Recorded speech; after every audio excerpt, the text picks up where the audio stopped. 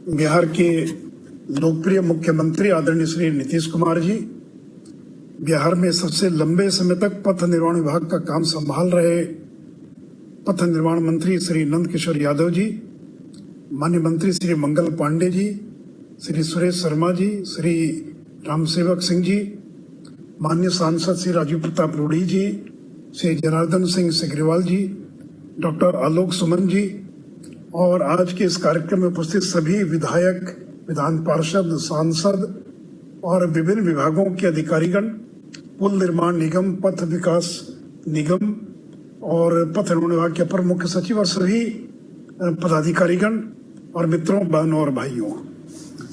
माननीय मुख्यमंत्री जी, एक समय था और आज भी देश के सभी राज्यों में जब चुनाव नजदीक आता है तो बीएसपी एक मुद्दा बन जाता है। बीएसपी का मतलब बिजली, सड़क, पानी, क्योंकि ये मूलभूत मुद्दे हैं। तो लोगों की एक ही मांग रहती है कि बिजली का क्या हुआ, सड़क का क्या हुआ, पानी का क्या हुआ। लेकिन आपके नेतृत्व में हम लोगों ने बिजली, सड़क, पानी के मुद्दे को समाप्त कर दिया है और अब कोई भी इन मुद्दों को नहीं उठाता, क्योंकि उनको मालूम है कि इन मुद्दों पर तेजी से काम हो रहा है।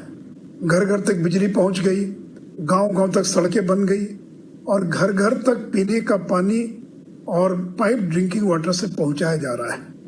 लेकिन माननीय मुख्यमंत्री जी, मैं नई पीढ़ी के लोगों को 15 साल पीछे ले जाना चाहता हूं, ताकि उनको ये मालूम होना चाहिए कि आज की जो हालात है ये यूं ही नहीं बदला, इसके लिए कितनी मेहनत करनी पड़ी है और बिहार की 15 साल पहले क्या हालत थी। और मैं 3-4 उदाहरण देना चाहूंगा कि 2005 के पहले इस राज्य में अलकतरा घोटाला हुआ था। सड़कें बनी नहीं और 200 करोड़ रुपए का अलकतरा खरीद लिया गया और उस घोटाला उजागर होने के बाद तत्कालीन पथ निर्माण मंत्री को जेल जाना पड़ा, जो आज भी सजा याफ्ता होकर जेल के अंदर बंद हैं। उस जमाने में मरम्मती ज्यादा होती थी और नई सड़कों का निर्माण कम होता था। उस जमाने में यही इंजीनियर जो नंद किशोर जी ने कहा, डीपीआर बनाना लोगों को नहीं आता था। बिहार में कॉन्ट्रैक्टर्स नहीं थे और मैं बताना चाहूंगा कि सरकार के वरिष्ठ लोगों को दिल्ली जाना पड़ा कॉन्ट्रैक्टर्स की बैठक लेने के लिए कि आप आइए, बिहार के अंदर आप काम कीजिए। और प्रधानमंत्री ग्राम सड़क योजना के अंदर कॉन्ट्रैक्टर्स नहीं मिले तो केंद्रीय एजेंसीज को और काम दिया गया था। और मुझे आज भी याद है कि आप अपने भाषण में हमेशा जिक्र करते थे कि जो मील का पत्थर होता है, माइलस्टोन, इसमें किलोमीटर लिखा रहता है। तो आप अपने भाषण में कहा करते थे कि अच्छा होगा बिहार के अंदर किलोमीटर लिखने के बजाय समय लिख दिया जाए कि यहां से यहां तक जाने में और कितना समय लगेगा। तो माननीय मुख्यमंत्री जी, आपके नेतृत्व में बिहार को हम लोगों ने वहां से निकाल कर यहां तक पहुंचाने का काम किया है। और मैं एक और बात बताना चाहूंगा कि 91 से लेकर 2004-05 तक 15 वर्षों में बिहार के अंदर ग्रामीण सड़क और पथ निर्माण की सड़कों पर केवल 6000 करोड़ रुपए खर्च हुए थे और आपके नेतृत्व में पिछले लगभग 15 वर्षों में 1,40,000 करोड़ रुपया हम लोगों ने केवल बिहार की सड़कों पर खर्च करने का काम किया है।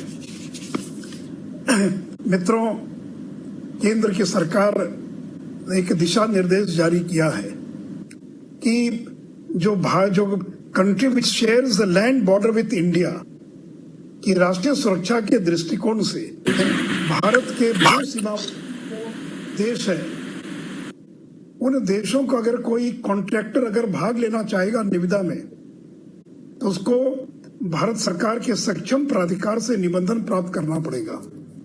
इसका मतलब है कि पाकिस्तान और चीन से जुड़े अगर कोई कॉन्ट्रैक्टर्स हैं, अगर वो किसी निविदा में भाग लेना चाहेंगे तो जब तक भारत सरकार उनको अनुमति प्रदान नहीं करेगी तब तक उन 2 देशों के जो कॉन्ट्रैक्टर्स हैं वह देश के अंदर किसी निविदा में भाग नहीं ले सकेंगे। और बहुत जल्द बिहार सरकार भी और इस दिशा में निर्णय लेने जा रही है। उसी प्रकार मित्रों, पारदर्शिता के ख्याल से हम लोगों ने ई टेंडरिंग और ई प्रोक्योरमेंट की प्रक्रिया प्रारंभ की थी और आज मैं दावा कर सकता हूं, बड़े बड़े कॉन्ट्रैक्टर्स आकर कहते हैं कि बिहार देश का अकेला राज्य जहां पर कॉन्ट्रैक्ट जहां पर जो निविदा का निष्पादन होता है उसमें पूरी पारदर्शिता है। आज तक कोई भ्रष्टाचार का आरोप नहीं लगा सकता है, बड़ी से बड़ी और छोटी से छोटी किसी निविदा के अंदर। और इसलिए जो बेल्ट्रॉन है जो मेरे विभाग के अंतर्गत आता है, तो ई टेंडरिंग और ई प्रोक्योरमेंट का जो नया वर्जन है ई टेंडरिंग 2, ये बहुत जल्द बिहार में लागू होने जा रहा है। और जिसके अंदर जो कॉन्ट्रैक्टर अर्नेस्ट मनी जमा करते हैं, अगर निविदा में वो विफल हो गए तो अर्नेस्ट मनी के लिए उनको वापस लेने के लिए काफी मेहनत करनी पड़ती है। तो ये स्वतः उनको अर्नेस्ट मनी वापस हो जाएगी। जो कॉन्ट्रैक्टर्स बैंक गारंटी जमा करते हैं, आज उसके वेरिफिकेशन के लिए और बैंकों को भेजना पड़ता है। इस नई ई प्रोक्योरमेंट 2 में बैंक गारंटी का ऑनलाइन वेरिफिकेशन हो जाएगा और जो निविदा दाता जो निविदा भरेंगे तो वो अपने फाइनेंशियल बिड का इनक्रिप्शन कर सकेंगे, यानी उसको कोई देख नहीं सके, उसको छिपा सकेंगे। उसी प्रकार अभी अलग अलग विभागों में लोगों को निबंधन कराना होता है।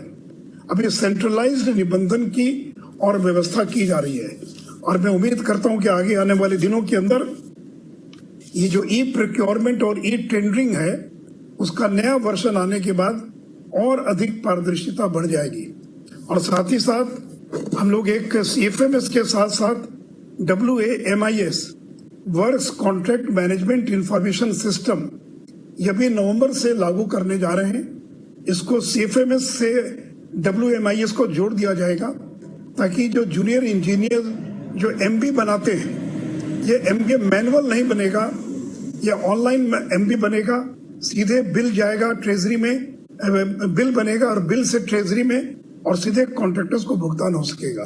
तो इसलिए हम चाहते हैं कि देश के बड़े बड़े कॉन्ट्रैक्टर्स और ज्यादा से ज्यादा लोग और कॉन्ट्रैक्टर के काम में आगे आए।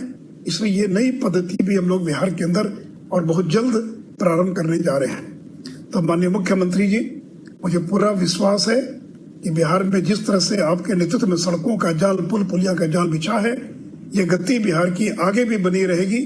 इन्हीं शब्दों के साथ इस विभाग के सभी इंजीनियर्स और सभी अधिकारियों को अपनी ओर से धन्यवाद और बधाई देता हुआ अपनी बात समाप्त करता हूँ। जय हिंद।